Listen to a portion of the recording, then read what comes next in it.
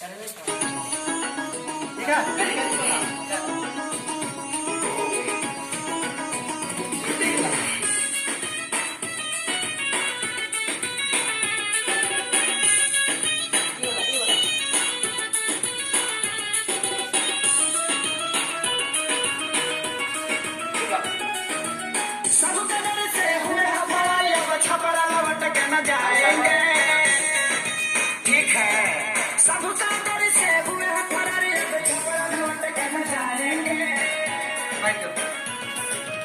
नून रोटी खाएंगे जिंदगी सारी बिताएंगे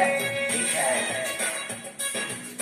नून रोटी खाएंगे जिंदगी सारी बिताएंगे ठीक है कैसो प्यार भाई इनसे इजहार भाई ठीक है कैसो प्यार भाई इनसे इजहार भाई काने काने जाने कैसे जाने पागल भाई ठीक है पंचायत कई बार भाई थाने एफआईआर भाई हमारा घर से इनका कैसा लाठी मार भाई ठीक है तू हवा तो नहीं दे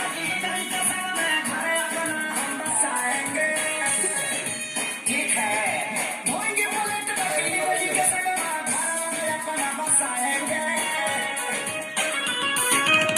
नून रोटी खाएंगे जिंदगी संग ही बिताएंगे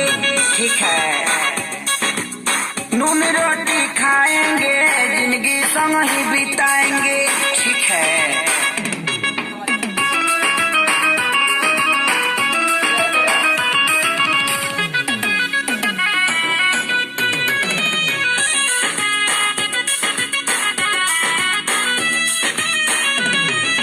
जाड़ा वाला रात रहे माघी 12/7 रहे ठीक है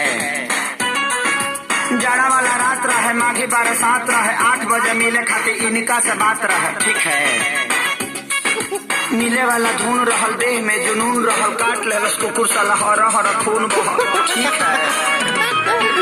गोली भोले मारी दी कोई इनको न हम बिसराएंगे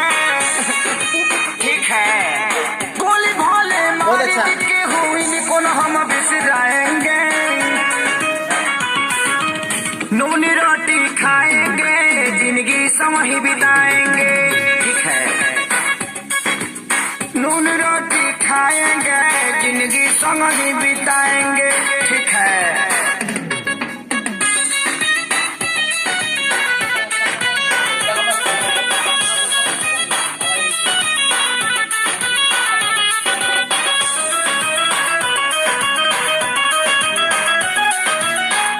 मर जाए इनका खातिर लड़ जाए ठीक है